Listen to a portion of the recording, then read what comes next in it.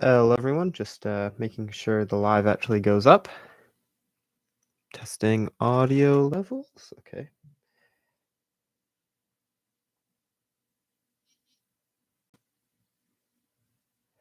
Testing, testing. Okay, great. Sweet. Hello, everyone, and welcome back to Tales from a Wanderer. As always, my name's Oliver Sanchez, your host, professional wilderness guide, and all-round outdoorsman. Today, actually, sorry for the squeaky chair. Today, slightly different show. I thought I would talk a little bit about eating on trail because it's something that often I get a lot of questions about because like you're curious, like what do you eat for a 3-week canoe trip or 2-day backpacking trip or that kind of stuff. So steering away from the stories slightly, but still, of course, incorporating them. So just maybe we'll talk a little bit about that. I'll add in some stories. You know how it'll be. It'll be our usual show, basically. So, what we eat on trail, basically, for canoe tripping, um, it is my specialty, of course. And so, for canoe tripping, eating is very much different from backpacking. The main thing that's different is you can haul a lot of food when you're canoeing. So like you can bring basically everything with you. I mean, you can bring everything and the kitchen sink if you really wanted to. Because like you're not carrying it on your back all day, you're paddling it, which is way easier. And yeah, it's just way easier. You can carry more gear, more food. So when we're carrying food, you've heard me talk about the Wanigans. So they're not waterproof. Like they're pretty they're giant wooden boxes. Imagine a giant wooden box and the bottom is sealed and then the top opens up basically. And of course the food barrels, which is just a plastic barrel and it's just full of food basically. I mean, those are the two ways you carry food on trail. There's not really a ton of other ways you carry it just because those are the easiest for canoe tripping. Later I'll go over backpacking and what I've used for backpacking and that kind of stuff. But when you're doing canoe tripping, right? Last year in Minnesota, I had to outfit a whole trip because my trip leader, my trip partner, was actually still up in Canada. Funny story about this.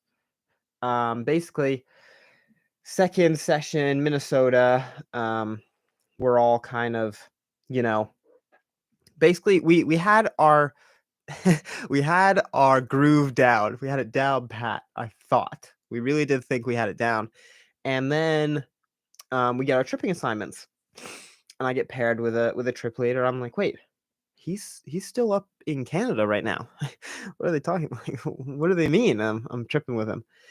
So what actually happened was they flew down from Canada, from Ontario, to Minnesota, and then during that time, so kids left, we all got our day off, and then we came back and we got a day to prep for trips. And so what you usually do, and what I did for my first trip is pack all your food. So Minnesota, it was a little bit different. So pack all your food. Um, Make sure your tents are okay, make sure your canoes are okay, like do all that kind of stuff, right? So I did all of that myself. So now food is like food packing. I know it now. And so I had to go through all the Wanigans, make sure everything was okay. And so we had a list. So it was like, so you get a 10-day menu, and that menu is supposed to supply you for 10 days, and then you get your repro, and then you're out for another 10 days. So that's a 20-day canoe trip. And then for the younger groups, the 10-day canoe trips, of course, you don't need a repro because, hey, guess what? You're not out there for that long. So of course, you know, um, basically that was what we had to do. You got a list, and you were basically just I was sent out by myself, a brand new trip leader, and I was told to do it. And that's, part of leading, stepping up and basically just doing the work. And so we get out there, or I'm basically there, and I'm back behind the building. It's 1,000,000 degrees out, and I'm packing food. So it was like you'd have like 6 sets of bannock, mm, like 18 cans, like all this stuff, and you'd be putting stuff in, and you got your snacks and all that kind of stuff. Um, I don't know if I've explained bannock, but this was kind of part of it. Bannock was essentially yeastless bread, right? So it's bread without yeast, so it doesn't moil when it gets wet or something like that happens, right? Yeastless bread. Now there is yeast in it. However, we've changed the recipe because it's yeast is more protein for you, better for you, and so that is like your lunch meal. Like it's perfect for lunch. Ton of protein, ton of calories, and you usually pair that with like peanut butter and jelly, basically, or wild butter and jelly. Um, and then for breakfast, actually, really interestingly, it's basically like a baked bar, right? So I'm packing, so I'm right. Make sure I've got my 6 bannocks, and then you've got breakfast mixes. So the breakfast mixes are basically, imagine oatmeal with flour and you bake it, and that is your breakfast bar. So it's got like oatmeal in it, it's got oats, it's got flour, it's got cinnamon, and then you add things to it. So you can add like a can of peaches or a can of pears, right? Funny story about the cans as well that I have later down the line. But you basically add those in to make your breakfast sweeter or nicer. And so you pack all that in, and then you get to dinner, right? And dinner is usually basically um, a lot of pasta. Pasta's great. It's light, first of all, and it packs well. And you can make it if it gets wet. So that's a big plus because on some of the bigger river trips, right? The Coulange, the Des Moines, the Bay trip, those bigger rivers, the ones where you're getting soaked, you're getting wet, like it's not ideal. It's raining a lot. You're more up north. You need to keep your food together, basically, right? And you need to be able to cook it. So, great example of this was we were approaching a portage and out in front. I might have told this story before, but I was in the back, trip leader was out front, and basically what happened was he's on the Coulange, of course. He's out front, and you have to ferry across below a waterfall to get to the other side, and the portage is there. So first 3 boats ferry across, perfectly fine. 5 boat crew, perfectly fine. Ferry across, no problem. Then, of course, um, boat in front of me starts to ferry, and I notice they're just way too high, way, way, way too high in the current. So, of course, like they get into the current and just flip immediately flip. Um, and so, you know, we rescue them and we get them back to shore and they're dry and, whatever, right? And you go through, so like you make sure first of all, you make sure the food isn't wet. So you're going through the Wanigan, right? And like everything in there, since the Wanigan was upside down, it will be wet. So if the Wanigan, like, I tell a lot of stories about the Wanigan floating. If water comes into the bottom, usually you're fine. Like you won't get, like the food won't get that wet. Um, but if it comes into the top, the food will get wet. We were really, really lucky, and none of our food got wet, surprisingly. So, I mean, we were ecstatic, of course. But we get to the very bottom, and I like to put like the bottom is usually like your cans because they can get wet and water won't get in them. And at the very bottom, a bag of elbow noodles. No, not the elbow noodles, right? So we had a bannock. Um, we had a bannock that was supposed to be for lunch. That we already had cooked. But, however, the bag of noodles was wet, and if you wait too long and you don't cook the noodles, like, right away, you get giardia, and no one wants that. So, basically, me and my leader partner, we were like, "Okay, we're gonna cook them right here." So we had the group, they all collected, like, a little thing of firewood, and basically, they all come back, we start a fire, and really, really quickly, right, really quickly, you just you make the noodles, and we added powdered cheese called trio cheese. I know it doesn't sound that appetizing, but when you've been out on trail, all this food, I guess, when you've been out on trail for, let's say, 10 days, 11 days, anything tastes good. Anything tastes good. So it's like powdered cheese. It's called trio cheese. I have no idea what's in it. Not a single clue. And so that went into it as well. And it was great lunch. I had a great time. We sat by this waterfall. It was a little bit gray, a little bit gloomy. I mean, of course our spirits were down, but um, all around, pretty good day. So that's a good example of, food getting wet, and so packing the elbow noodles in. And then you also usually get like a bag of lentils as well. And lentils are tricky. They're so hard.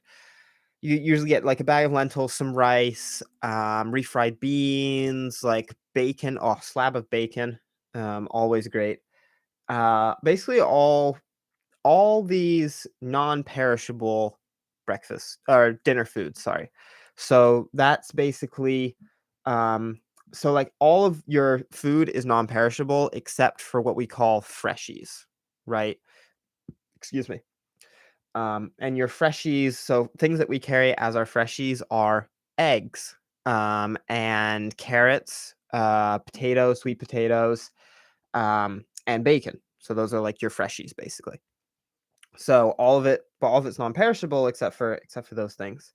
And that's kind of like your day's meal. So like in a day, you'll probably eat a breakfast bar, and then you'll eat bannock, and then more than likely you'll probably have pasta with some kind of like soup mix added into it. So cream of mushroom or something like that. Um, and so that's kind of, what you're eating day to day. But to make it really, you know, the freshies are a big part of it. So um funny, terribly funny little story about freshies. On the Coulange, actually, we were resupplied day 4. So usually you don't get reproed until day 10, right? Because you have a whole menu that you have to eat. So like logistically, right? That's something else you have to think about. Logistically, how are you feeding your trip? How are you feeding your group? So on the Coulange, me and my leader partner had just been reproed. You get 12 eggs first, just off the dock, right? Then you get another 12 eggs at repro, right? So we have 24 eggs now in the Wanigans. Um, and so since our repro was so soon and we weren't expecting so much food, we had food everywhere. I mean, literally everywhere. I remember getting to the campsite, and it was a beach campsite, and it was so small. I mean, our tents were like one's here, and then one is, oh, right on top of the other two. That was how it went. But it was right. So usually you get reproed, you take stock of everything that you have, and then you dilly out, you kind of make sort of a menu for the next couple of days. You're like, oh, we can have this then, and we got to eat the eggs soon, and the bacon's not going to last all the time, and oh, the sausage. Oh yeah, the sausage is also good. Um, so right, so we're taking stock, and it starts dumping on us, pouring on us. You like how every story has, some sort of water element to it because it's a canoe trip and you're supposed to get wet, but it starts dumping on us. So put up the tarp, and we're sorting through the food, and we had food everywhere. So we had 3 cabbages, and they were stuffed in a kid's dry bag. We had so bad. We had we had cans that were in a clear plastic bag, and we called it the bag again because it was just a clear plastic bag full of cans. I had what did I have? I had soup mixes and pasta in my dry bag. So like in my bag where all my sleeping stuff is, and potatoes as well. And so there's just gear everywhere. There's gear in people's bags. There's gear. There's you know, there's food in the tent bags. Like everything is just everywhere, right? So we're taking stock, and the eggs come in an egg carton. right? That's cut in half basically, and then you put it into the lawn again. It's your worst nightmare. I mean, they crack all the time. They're just the worst. So I have a funny picture of this, and basically what happened was we had too many eggs. Okay, too many eggs in the right to put places, and we couldn't fit them in the carton. So perfect. We're canoe tripping geniuses, right? Of course we are. We take the eggs out of their cartons, right? So now we have 24 loose eggs everywhere. And I'm putting eggs just raw basically into little pockets of the Wanigan. Like they're little like basically like all the food is in the top of the Wanigan. And then and then the eggs are on the outside, like little crash barriers. And we kind of like stuff them in there and we're like, okay, guys, no one touch or even look at this Wanigan because it has just eggs in it. Just eggs that are not supposed to be there, just rolling around in the Wanigan. So that was interesting because in the morning we had to pack up again. And I remember specifically, I turned to my boat partner for the day and I said, look, we're taking the egg Wanigan, okay? And he kind of looked at me and it was the most fear I saw out of the whole trip, basically. And he said, "Okay, we're gonna be careful." I was like, "Yes, absolutely, 100%. Like, we can't can't drop this egg Wanigan. You carry it, and you're super careful, and you put it down. Whew. By some small miracle, we made it to the other end of the day without breaking a single egg. I know, pretty impressive. We were just paddling a really long lake, so that might have something to do with it, but still, it's pretty impressive. Um, and that's just what you got to do, right? You got to problem solve on your feet, right? Because issues happen all the time, all day, every day. Something will happen and you'll just be like, all right, quick solution to it, right? Your biggest food issue. Your biggest issue is food, how you transport it, what you're eating. So, you know, the food story continues that same night. The food on the Coulange, this is why I'm mainly telling this, because the food on the Coulange was ridiculous. I mean, it was just crazy. I mean, day 4 repro was the most ridiculous thing I've ever done. Um, and so basically that night, and the egg Wanigan is packed. That night, we realized that we can't fit all the food back in the Wanigans because, hey, guess what? All that food's been in other people's dry bags, which are now unpacked because they're sleeping. So me and my leader partner, we've got a line of food. I have another picture of this, of course. We've got a line of food in between us, and we're sleeping next to food in the wild. Anyone who knows anything realizes that when you sleep next to food in the wild, you get predators. So we slept with a machete and a hatchet that night because it was very much like the bear story from last season.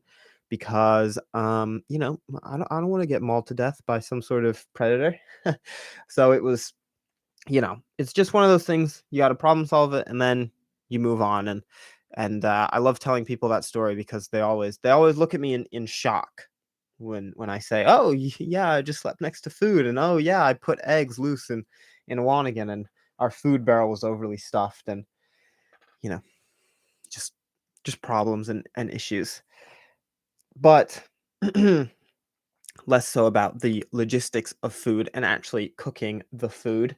Um, Dinner is I like to think of that as your most complicated meal because everyone is tired, right? The breakfast is super easy because usually it's just a bar or it's oatmeal. Really easy. Lunch, also super simple because it's just boiling water. Dinner, on the other hand, is really, really complicated um, because you want as much protein, right, on your back end of your day because you've been hungry and you've just been canoe tripping all day. So dinner could include lentils, for example. Now, lentils, back in the real world, really easy to cook because guess what? You have a stove that you can adjust the heat on and you can make it hotter or cooler. And you adjust the heat and like everything is great, right? Because I can turn down the heat if they start burning. Outside, on the other hand, when you're a million miles away from civilization, you don't have that luxury.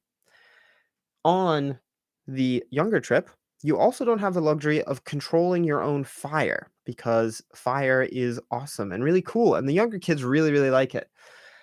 So one night, we're trying to make lentils, right? And for lentils, you boil the water, you put the lentils in, you cook lentils. Super simple, right? Really easy. No, not super simple, not really easy. Because you know what happens? You burn them every time. I've never not burned a pot of lentils. I don't know what it is. I can't get it down. I just always burn them. I turned away from the fire. This is another classic mistake. Turn away for 2 seconds, turn back, major crisis. I turn away for 2 seconds and I turn back and I'm like, yeah, this is the pot, right? Like this is the one I'm not going to burn. It's going to be great. I turn back and one of them has put on too many sticks. So the fire is raging now. Incredible. Awesome. The fire is raging now. So you have to stir the lentils, right? Because if they burn, like that's it. So you're stirring the lentils, right? And I turn away to go get water. And I think it was those like 4 seconds of me drinking some water over a burning hot fire burned to the side of the pot instantly, almost instantaneously. And I put the spatula in, you kind of scrape the bottom, you're like, yep, they're burned. Too late. I'm sorry who's ever got dishes tonight, but they're burned.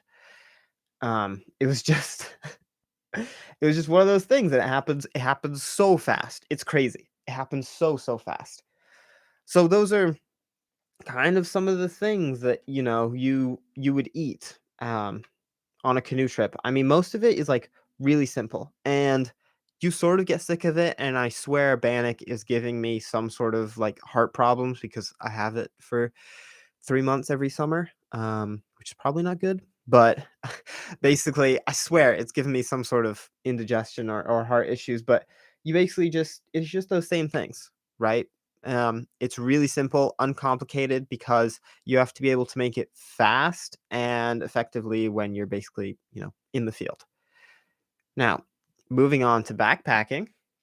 I'm relatively new and a novice to backpacking. So most of this stuff, while it is true, it is not, the exact way to do things.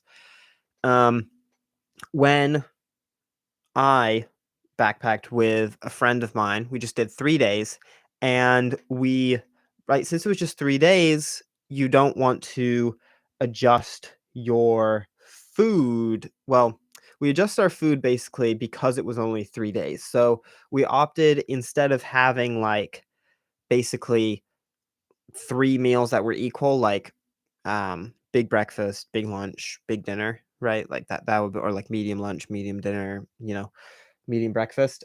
Basically opted to do small breakfast, small lunch, big dinner, which is like for me, that was perfect. That was like the way to do it. Um, and when you're backpacking, what you're cooking on is also really different. Basically I cooked on stoves. And I cooked on stoves in Canada and in Minnesota, but it's way I don't know, it's way easier to cook on a stove because it's just like cooking on like a gas stove back home for you basically because you can turn it down, turn it up and like but fire is really, I mean, it's pretty cool. So basically, right, big so small breakfast, so I had like a bar and some electrolytes and like that was my breakfast or 2 bars and some electrolytes. And then lunch would be just some trail mix and some more water and like you're always hydrating and hydrating and hydrating. And then basically for um dinner, we would do 2 dehydrated meals. So those are now these I'm much more of a fan of the canoe tripping style, which is like bring good food so you can eat well because, good food is gonna make your day. Um, And so with the backpacking style, though, you're looking for your weight to basically like calorie intake is what you're looking for. So if you're carrying um, something that's really heavy but not very good with the calories, so like pasta, for example, right, can be heavy but not high in calories, right? Like you want like, and that's only one part of your meal, right? Because you have pasta and then let's say a soup mix or a can of something, right? So that's only one part of your meal. With the dehydrated stuff, your whole meal is in a bag basically, right? So you're looking for your weight to cost basically, which is fun. Always so much fun. So, and I much prefer, like cooking myself and like if I was to do backpacking again, which I would love to do, I would definitely tweak how I eat for sure. I would still bring dehydrated stuff, but I would also bring like freshies as well, basically like carrots, cabbage, that kind of stuff. So, of course, we roll up to camp kind of first night and you make your food and it's just not the same as having to start a fire and then making your food like you're cooking on an open flame, you got pots everywhere. It's very boring. Like you just go pff, and your stove turns on, you turn up the heat all the way, you put your flask of water on, basically your cup of water, it heats up and then you take it off and you pour it into your bag and that's it. But that's like more of how to do it with backpacking. And definitely if you're going to do things like backpacking, canoeing, and you're looking to eat and feed yourself, right? You should be looking for what you like to eat, right? Like I like soup sometimes, so I would definitely bring soup on a trip, right? Or like, hey, I like to eat oatmeal in the morning. Hey, I'm definitely gonna bring oatmeal packets, right? So being able to say like, oh, that's what I want, but also big tip and a story to go along with it. Check your what is allowed in that area, right? So in Canada, we have no restrictions on what you can bring into the wilderness, right? So that means no restriction on cans or anything that's kind of like any sort of process. Basically, cans are a big one, and you also have to make sure that you have bear stuff as well. So, like when I was hiking with my friend on the AT, right, you have to be careful of bears and what you're bringing, and making sure that everything's sealed, right, because even your toothpaste can attract bears. So you're always thinking of that. And if you're gonna do this stuff, biggest thing, check what that area is. We went into Minnesota last year, not realizing that cans are not allowed in the Boundary Waters. Why? I don't know. It's really clean up there, I will say, or out there, I guess you would say. It's really clean, but the no cans was impossible for us to do because our menu includes cans of peaches, cans of pineapple, right? Like all these things that have to be in cans basically.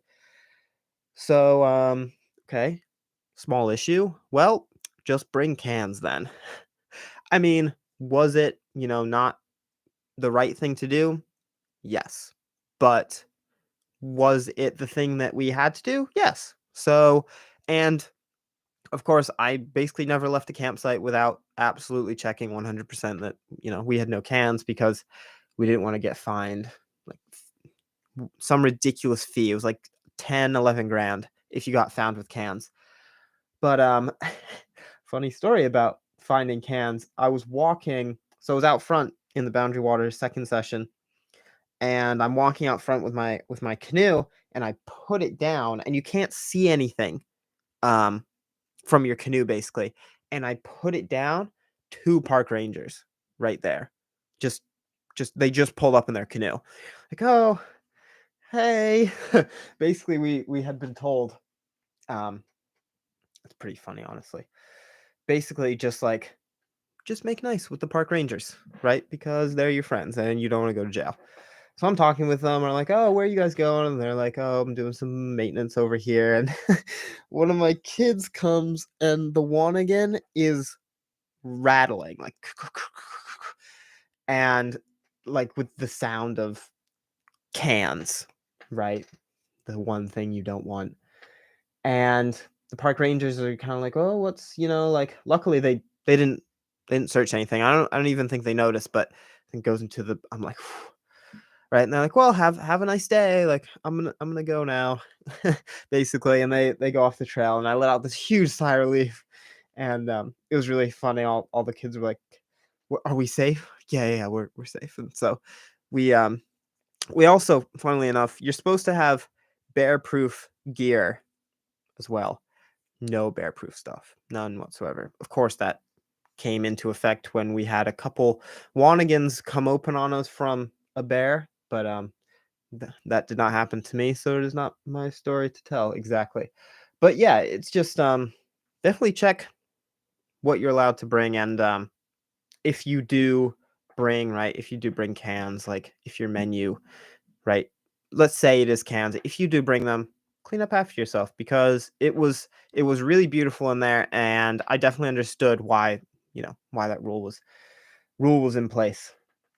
So that's a little bit about you know, what we eat out there, what you kind of eat. It's pretty boring, pretty straightforward, pretty much like, oh, does it weigh a lot? Don't take it. That kind of stuff. But I hope that this was a little bit educational for everyone. Next week we'll be back to our regularly scheduled programming with a whole bunch of more stories coming out. But until then, I have, of course, been Oliver Sanchez with Tales from a Wanderer.